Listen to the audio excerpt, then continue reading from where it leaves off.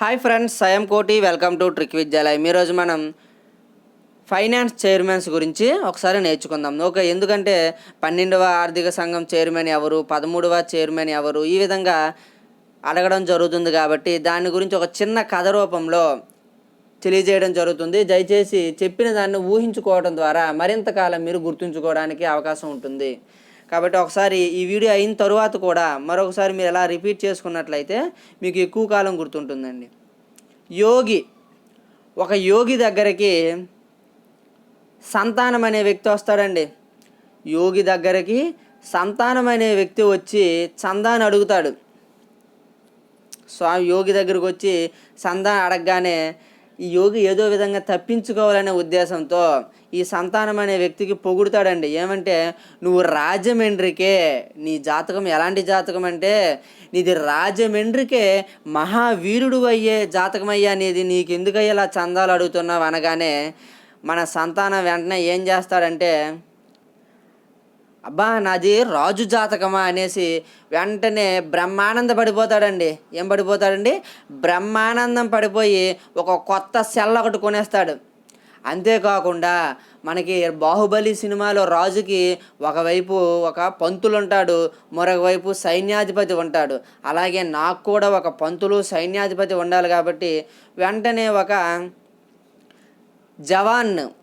ఒక జవాన్ను బానిసగా నియమించుకుంటాడు.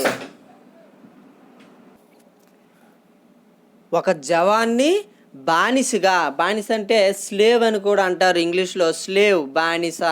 ఒక జవాన్ని బానిసగా నియమించుకున్నాడు. అంతేకాకుండా ఒక పంతులు గారిని కూడా నియమించుకున్నారు. ఆ నియమించుకునే ముందు ఏమన్నాడంటే, పంతులు గారు మీరు కూర్చొనే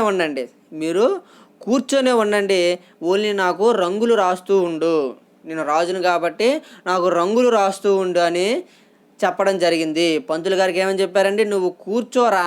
తప్పు కదండి, పంతులకి ఇతను నువ్వు కూర్చోరా, నువ్వు నాకు రంగులు రాయు, నీకు ఎవరు కెలకరు అంటే నీకు ఎవరు డిస్టర్బ్ చేయరని అర్థం, నీకు ఎవరు కెలకరు. యోగి, కేసీ నియోగి. సంతానం అనే వ్యక్తి సంతానం చందా కోసం వెళ్ళాడు. ఏకే చందా. వెంటనే యోగి, నువ్వు రాజమండ్రికే మహావీరుడు, రాజమండ్రి పివి రాజమన్నార్ మహావీరుడవు, నువ్వు మహావీరుడు అవుతావు, మహావీర్ త్యాగి అనగానే వెంటనే బ్రహ్మానంద పడిపోయాడు. బ్రహ్మానంద రెడ్డి వెంటనే సెల్ ఒకటి కొన్నాడు, జేఎం సెల్లెట్. అంతేకాకుండా నాకు జవాన్ను బానిసగా నియమించుకున్నాడు.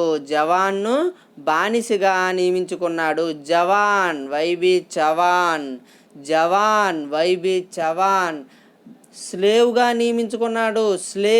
ఎన్కేఎల్ స్లేవ్గా నియమించుకున్నాడు. అంతేకాకుండా ఒక పంతులు గారిని కూడా నియమించుకున్నాడు. పంతులు గారిని ఏమన్నాడండి, కూర్చోరా, నాకు రంగులు రాస్తూ ఉండు, నీకు ఏ ఒక్కడు కూడా కెలకడు అని అనడం జరిగింది. పంతులు కేసీ పంత్ కూర్చోరా, ఏఎం కూర్చో, రంగులు రాయు, సి రంగురాజన్, కెలకరు, నీకెవరు కూడా కెలకరు. విజయ్ కేల్కర్ అంటే 13వ ఆర్థిక శాఖ చైర్మన్ ఎవరు అంటే విజయ్ కేల్కర్. 14వ చైర్మన్ ఎవరు అంటే వైవి రెడ్డి. ప్రస్తుతం 15వ ఆర్థిక సంఘం యొక్క చైర్మన్ ఎవరు అంటే ఎన్కే సింగ్. గుర్తుంచుకోండి, ఎన్కే సింగ్, నందకుమార్ సింగ్. 15వ ఆర్థిక సంఘం చైర్మన్ ఎవరంటే ఎన్కే సింగ్. 14 అయితే వైవి రెడ్డి. మరొకసారి కథని ఒకసారి వివరించుకుందాం. యోగి, ఓకే, యోగి దగ్గరికి సంతానం అనే వ్యక్తి వెళ్ళి చందాను అడుగుతాడు. అడగగానే యోగి దాన్ని ఎలాగోలా తప్పించుకోవాలనే ఉద్దేశంతో నువ్వు రాజమండ్రికి మహావీరుడు అయ్యే జాతకం నీది అనగానే బ్రహ్మానంద పడిపోయాడు. సంతానం అనే వ్యక్తి బ్రహ్మానందం పడిపోయి వెంటనే ఒక సెల్ కొన్నాడు. అంతేకాకుండా ఒక జవాన్ని బానిసగా స్లేవ్గా నియమించుకున్నాడు.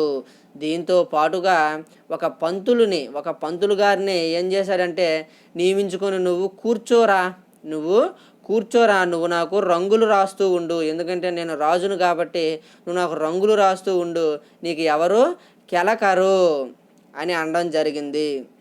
ఓకే, ఈ మొత్తాన్ని కూడా మీకు డిస్క్రిప్షన్లో పీడిఎఫ్ రూపంలో ఇవ్వడం జరుగుతుంది. మరొకసారి వీటిని గుర్తుంచుకోండి. ఓకే, ఎందుకంటే నెంబర్ వైజ్గా అడిగే అవకాశం ఎక్కువగా ఉంటుంది కాబట్టి వీటన్నింటిని గుర్తుంచుకోవడం ద్వారా మనం మార్కులు సాధించవచ్చు. Thank you so much. Bye.